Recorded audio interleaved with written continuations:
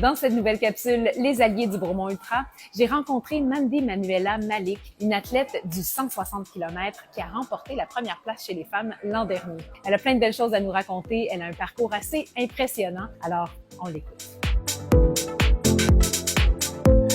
C'était ma première fois. Je terminais le Québec Méga Trail et j'avais plus de courses dans l'année. Puis là, je me suis dit, mais on est juste en juillet, je vais faire quoi? Tu sais, il fallait que je me trouve une raison de vivre. Il restait en fait le Bromont Ultra qui était proche, puis je pouvais aussi inscrire mon garçon. C'était comme facile pour que tout le monde puisse faire la course. Le problème, c'est que je voulais faire le 80 km et il y avait plus de place. J'ai une amie à moi qui me dit, Mandy, inscris-toi au 160 puis tu fais une boucle. Hey, quelle super idée, c'est génial. Puis tu sais, je n'étais pas quelqu'un qui était focus sur gagner ou finir une course.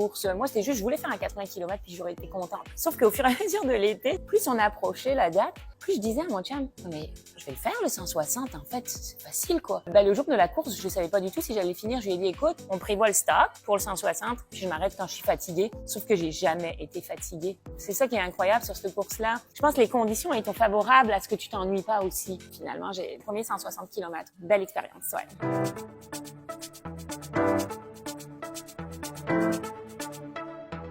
Alors là, j'ai pris la grosse tête. Ça a été complètement différent. C'est que là, je me suis dit, j'ai la chance de partir en Italie. Une course en plus qui était dans mes cordes cette fois-ci, très technique, que des roches, gros dénivelé. C'est là que je me sens le plus à l'aise. Là, j'ai fait comme, OK, je vais aller me chercher un coach, je vais aller me chercher un conditionneur, je vais aller regarder pour la préparation mentale, me former. Alors, je me suis préparée vraiment, vraiment beaucoup pour partir là-bas dans l'optique de finir sur le podium. Là, c'était mon objectif. D'ailleurs, ça s'est super bien passé. J'ai fini 4e. Sur le podium, c'était les filles, c'était déjà leur 4e, 5e fois qu'elles faisaient cette course-là. Donc, pour vrai, ça a fonctionné, là, ce que j'ai fait en début d'année. Vraiment, c'est certain que je vais y retourner. C'est sûr que c'est ma première super belle expérience. Une course que je m'attendais pas à la faire. Une course que je gagne en plus, qui m'envoie dans un endroit paradisiaque. Il y a comme une attache émotionnelle maintenant au Bromont Ultra. Et j'ai beaucoup aimé les organisateurs. Ça m'a permis de me mettre en relation avec Carpos, là, que je soutiens maintenant. J'ai l'impression d'être dans une famille, je me sens plus seule. Là, j'ai l'impression d'être soutenue.